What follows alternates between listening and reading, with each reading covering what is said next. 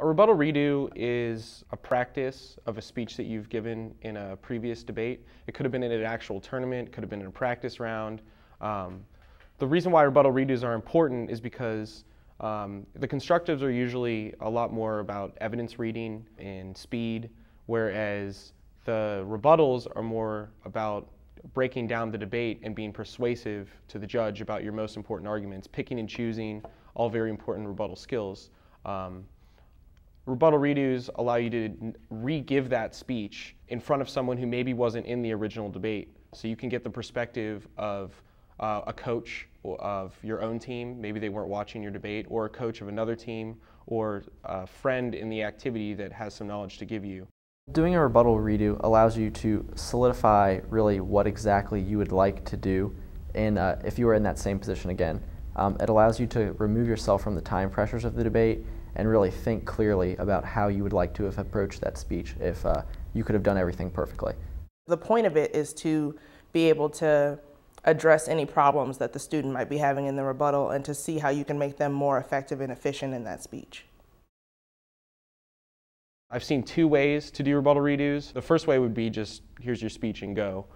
Second, you can stop the debater during the speech. So if you see them, 30 seconds in doing something that you see maybe is developing into a pattern, you can stop them and be like, look, very good job.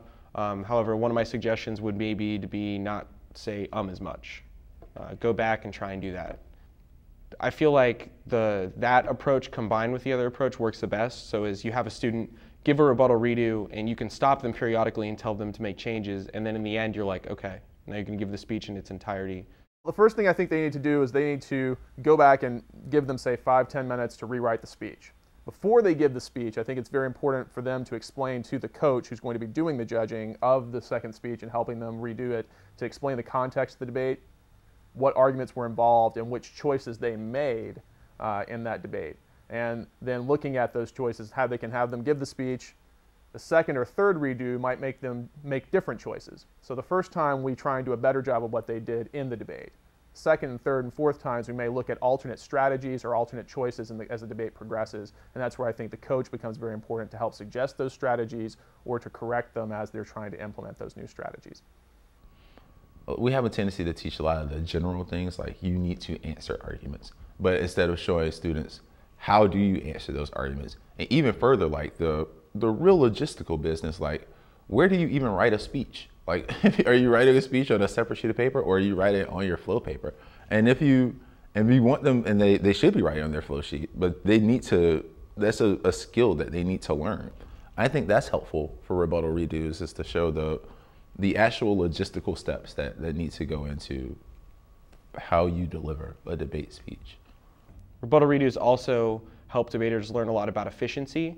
You can give debaters less time than they would normally have, and that forces them to cut out a lot of the unnecessary words and phrases that they'd be using in their speech. And the reason why that's important is because rebuttals, you have a lot less time than you do in constructive, so efficiency is very important.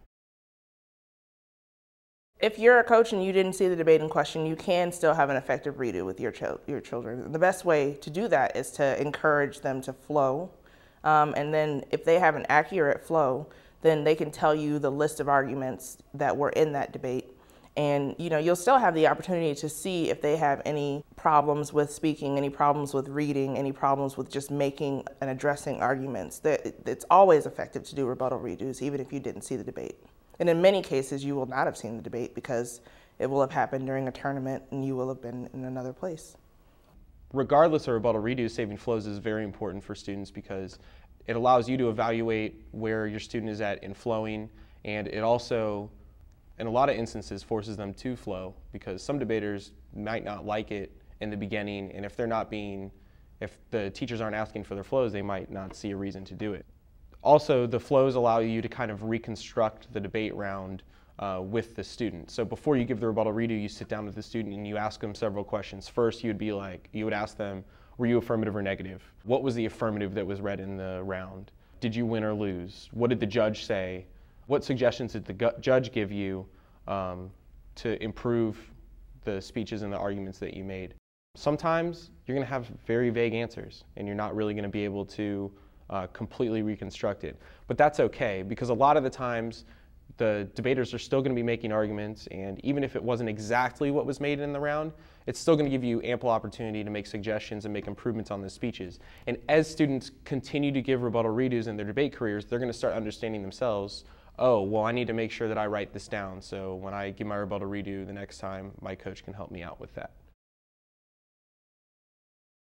I think if you leave it entirely up to debaters, they tend to select rebuttals that are relatively easy to redo. And my argument is that coaches should take an active role during that process and selecting which rebuttals they need to do. So if as a coach you happen to see a debate which your team lost, and you know that's a good one for them to redo, you should encourage them to redo that rebuttal. Or on the other hand, during a tournament, if you speak with your debaters and you listen to the feedback which they give you after every debate round, you can generally have a good idea of which debates they're more frustrated about than not. And those are the rebuttals that they should redo. And that sometimes means debates they won as well, because it's often the case that debaters win debates on sort of tricks or because the other team lost the debate. But that doesn't necessarily mean that the debater actually gave a good rebuttal during that debate. One of the things I think is very important for students is to keep their flows. And this is something I think students, you can always tell them to do it, but I think it's incumbent upon the coaches to kind of force them to do that. And then I think that it's a cooperative process after that to go through and make choices about which debates that they want to do redos on. I think that for coaches it's very important that the students keep their flows, because students' conceptualizations of things that have happened in rounds may not be entirely accurate, and it's useful to go back through, review those flows, and then make choices about the debates that you want to redo. Sometimes those are debates which they have won. Sometimes it's debates they have lost. It's entirely possible they gave a great speech, but for whatever reason they lost the debate. Maybe they don't need to redo that one. Or it's entirely possible they give a terrible speech, but for other reasons they won the debate. And I think it's important to be able to make choices cooperatively with the students, but that really in doing redos, the best ones to choose need to be chosen after the tournament is over. There's always something that people can bring to the table, no matter how much debate skill they do or do not have. Coaches with the least amount of skill I find are really effective in rebuttal redos because they listen more for persuasion and content than for technical aspects or jargon in debate. And I think that it's the persuasive ability of debaters that makes them the most powerful. If speed is an issue, if you have a student that is faster and that's an issue for you, you can just have them slow down. Give them a little bit more time to make up for it and just have them slow down. That's still a very valuable skill for a lot of students to develop, because they're going to have to be put in situations sometimes where the judges just aren't going to expect it or not going to be able to handle it, so they're going to have to learn to adapt either way, which is probably one of the most important things in debate anyways, is adapting to your judge. I would certainly suggest that if you feel like you're not completely capable of helping your student with technical aspects, there are plenty of resources and plenty of people out there that can help with those things. You can ask a coach from another school to help with a rebuttal redo with one of your students, maybe during break time. Most people who are involved in debate, most people who coach debate like debate and like helping students, so people would be very eager to help you out. Motivation is always an issue with debaters because there are lots of different personalities of people who want to debate. And some people want to debate because they just like to be social. They like to hang out with their friends.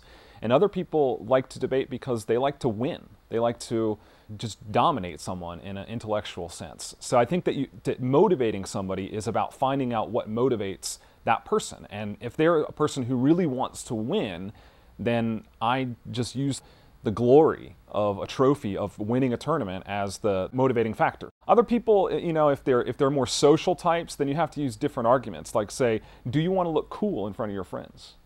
Do you want to be the person that's known for X, Y, and Z? And if they, you know, say yes, then that can be a motivating factor. I think that it is a process that they will see tangible results from.